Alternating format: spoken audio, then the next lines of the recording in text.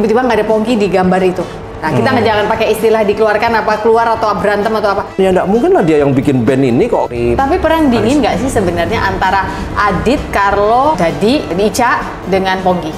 Kamu sendiri marah nggak waktu itu? Atau lebih ke sedih? Ada satu marah sekali sama Jikustik saat itu. Film itu tuh emang dia tuh marah terus. Baru kali ini loh podcast ngomongin orang-orangnya ada. Bila minggu lalu kamu telah menyaksikan Brian Prasetyo Adi dan Pongki Barata saling membagi cerita versi mereka soal hengkangnya dari Jikustik, kali ini ada member yang masih aktif di Jikustik, yaitu Aditya Bagaskara alias Adit Jikustik. Jadi tahu semua versi kan sekarang, selamat menonton. Dengan musik muka aku nggak tahu. Kamu lihat sini aja. Ya Pak. Kalau kita membawakan musik seperti itu kan dimaksudkan untuk perubahan Jikustik. Ya. Tapi Jikustiknya nggak berubah. Ya, jadi saya suruh lihat sini soalnya. Jikustiknya nggak berubah, sehingga nggak sesuai antara spirit bermusiknya sama kemasannya. Oke. Nah, masalah kemasan ini problem buat saya. Gitu. Sebentar, berarti maksudmu kemasan.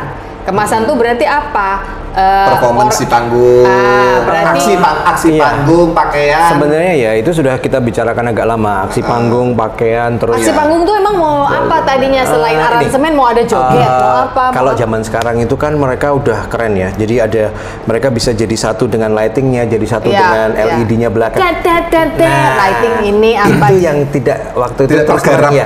Karena saya sendiri sering sama Carlo itu kan bikin, ini kayaknya keren ini, ya kan? Kita sering bikin gitu, terus ada playback ini, terus ada opening ini, tapi tiba-tiba dia solo drum, lampu ke dia, gitu kadang-kadang gitu. tidak terpenuhi secara technical. Ya. Karena apa itu? Nggak pernah diomongin ke males ya.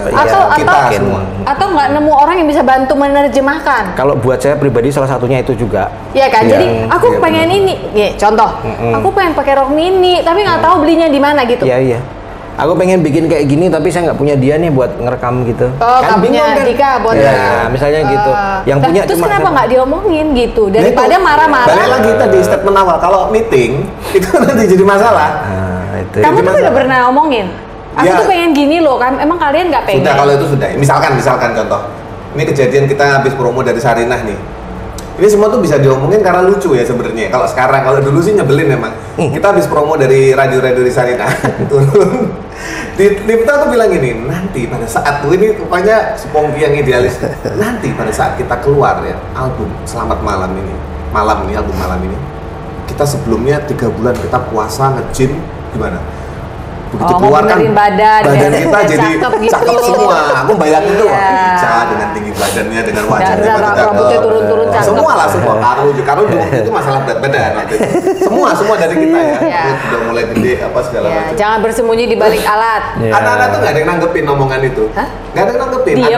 Diem sama ada yang ngomong gini. Ya kamu aja lah, kamu kan vokalisnya kan.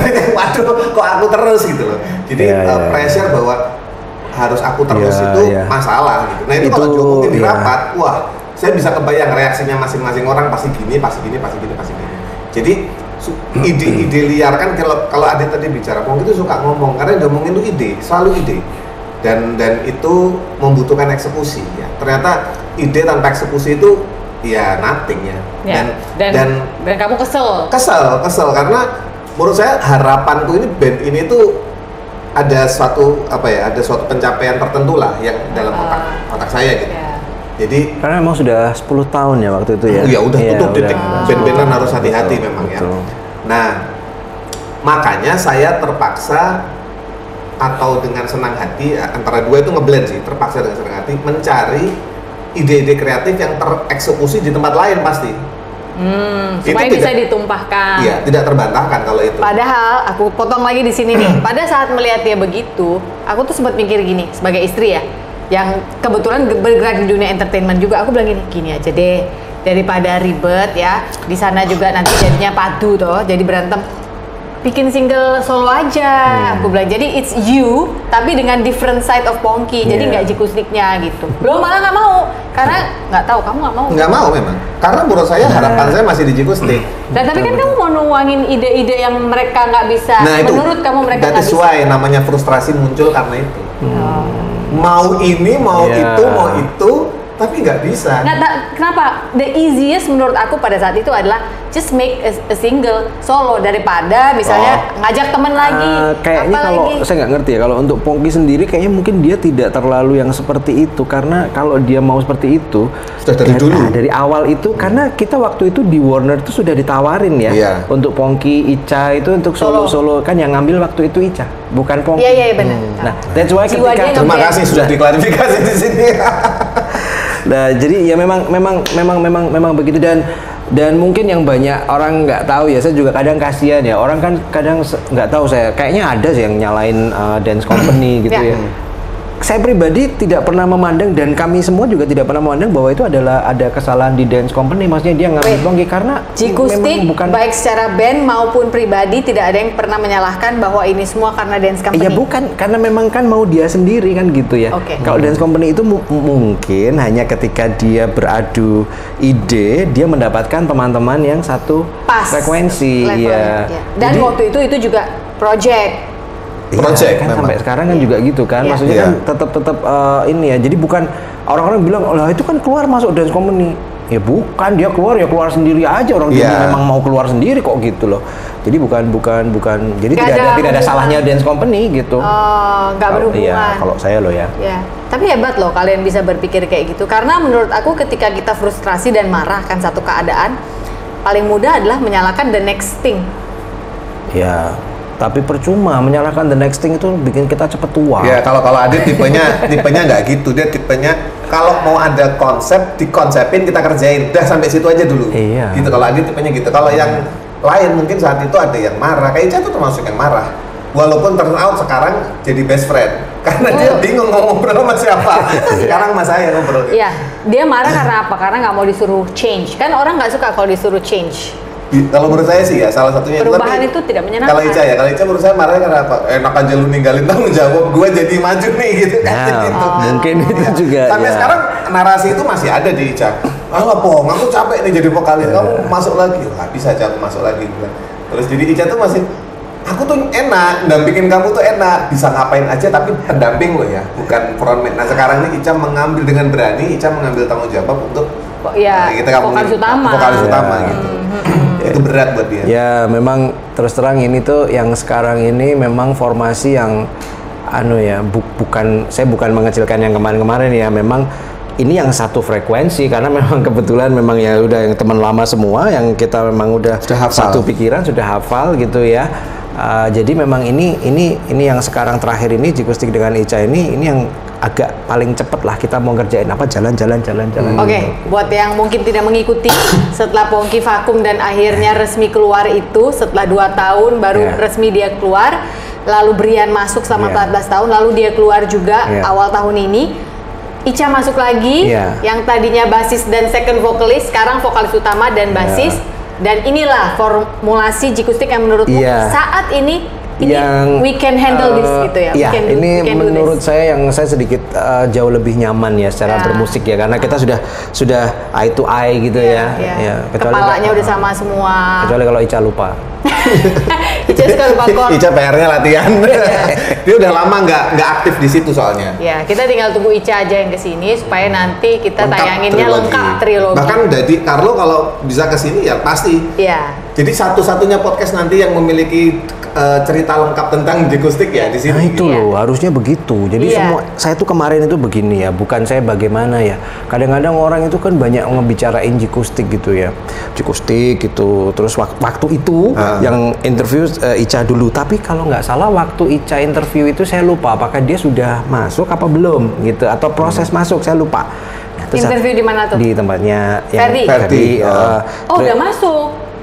Pas dia rilis itu sudah masuk, tapi pas dia interview itu kayaknya belum. Seingat saya loh ya, belum. Salah ya, sorry. Kita tahu udah masuk karena udah ngobrol kali ya. Nah, terus habis itu Pongki, ya kan. Terus saya coba mikir gini, saya ini bingung ya, orang ini banyak bicarain Jikustik tapi Jikustiknya nggak ditanya. Kesel ya? Iya bukan kesel, tapi lah gimana kamu nih? Gimana mau berimbang? Nah ya gimana berimbang ya, maksudnya kok Jikustiknya nggak ada ditanya gitu.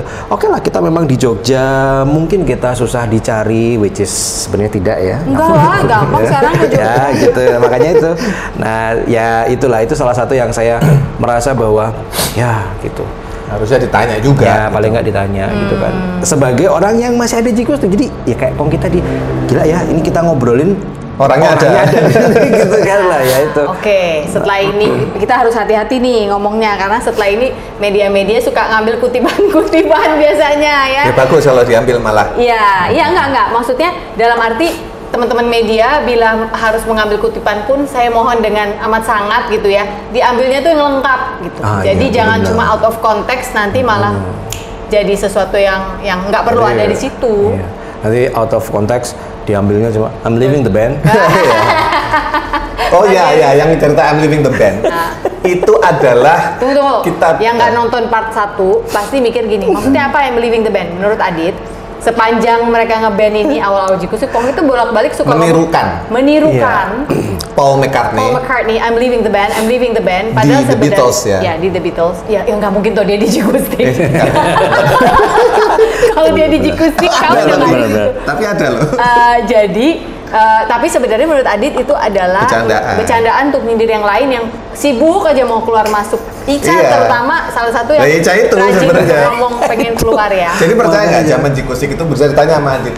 Kalau bisa, Pongki sama Ica itu jangan satu kamar. Tapi sering. Enggak, jarang. Sekali doang paling. Maksudnya Jangan satu mobil. Ya. Pernah satu, jadi istilahnya sama mereka kan paling suka nih bercandain saya sama Ica nih, Adit sama Karlo. Istilah gini, RI1 sama RI2 nggak pernah loh satu mobil. Oh. Ya jadi mereka yang menjadikan ini suatu situasi lucu sebenarnya. Jadi joke lucu. Jadi nggak bisa. Kenapa? Karena memang saat itu frekuensi aku sama Ica ini nggak bisa dikatakan nyatu ya. Kalau nyatu kalau di panggung jebret, itu keren gitu. Begitu turun panggung banyak ada aja konfliknya.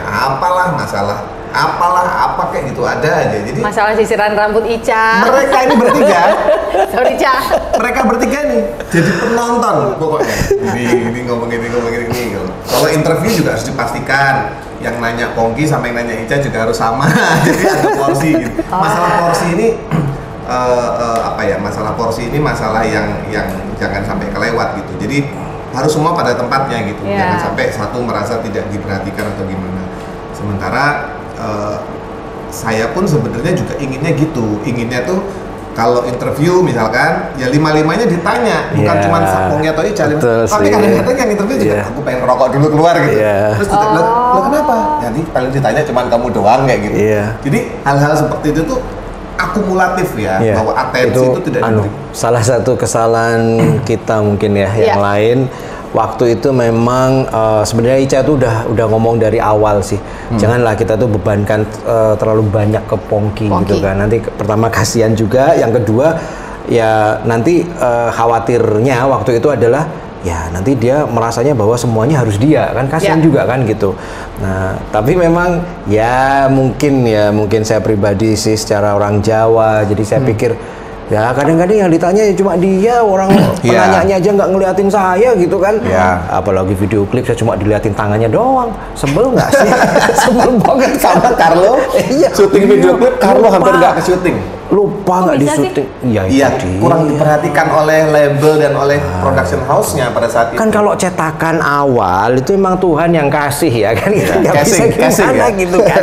Gitu tapi kan ya halo kan gitu kadang-kadang gue main keyboard di sini loh gitu loh lah. Terus Karlo juga gue main drum loh gitu kan. Dan menurut saya pribadi kayak Karlo itu ya, kalau kita misalnya ngerating ini ya, kalau boleh di rating secara 1 sampai 10 gitu yang punya skill, menurut saya Karlo itu yang paling jago di antara instrumennya. Betul. Karlo mau main drum enak itu dia banget loh sampai hari ini gitu. Sampai hari ini susah. Ica aja bilang susah main sama drummer lain. Betul. Gitu. Nah itu ya begitu itu. Dan itu nggak bisa kan, ada manajemen bisa dong harusnya. Itu ngomong. Kegagalan terbesar juga menurut saya manajemen. Jadi ini kalau sebel rapat paling nggak manajer middle person gini loh, kemarin kok video klip tangan gue doang yang kelihatan, si Karlo malah cuma dikit, kenapa kayak gitu kan, harusnya bisa disampaikan. Kita merasa manajemen juga pengaruh sih, kalau ada mungkin mengakui. Kalau dari sisiku gini, Mbak Sofi. Jadi Mbak Sofi Sudirman. Manajer pertama kita tuh namanya Endo. Endo itu bukan manajer yang pernah menjadi manajer, tapi adalah teman ya. Teman yang kira-kira kalau kita tampilkan dia merepresentasikan. Ya, itu pas gitu karena bahasanya logatnya Jakarta gitu, bisa dia orang nasional. Jakarta ya? Ya. Endo tuh Orang Endo tuh orang Jakarta. Cijantung. Cuman waktu itu ada permasalahan mismanagement yang membuat kita against him gitu. Jadi maksud dia tuh bagus, masalah manajerial uang ya. Dia tidak mengambil uang, tetapi cara pengelolaannya tuh tidak sepakat dengan apa yang ada di otak kita. Oke. Jadi di situ nggak cocok. Nggak cocok. Terpaksa dia resign atau dikeluarin ya. Lupa saya. Pokoknya ribut besar. Apa mau diundang juga? Kita panggilkan Endo. Iya, ada meja. Terus resign itu digantikan oleh, kemudian kita cari manajer, gagal nih. One off gagal, terus akhirnya Pak Ben yang adalah kakaknya Carlo. Pak Ben ini juga justru dia tuh orangnya Jogja sekali, jadi dia lingkungan mainnya tuh di Jogja. Jadi Segen dan kakak Carlo juga ya. Iya. Jadi secara pribadi saya pribadi nggak ada masalah sama Pak Ben ini, orang yang ngayomi sekali. Kita itu up and down sama Pak Ben ini. Pak Ben itu menurut saya menyelamatkan Jikustik saat itu, karena kalau nggak ada Pak Ben, Jikustik itu lebih cepat tercerai-berainya. Tapi Pak Ben tuh karena sifat sifat Pak Ben tuh ngayomi Pongki, Ica, Adit, Carlo, Dadi itu diayomi dalam arti sesungguhnya. Tetapi secara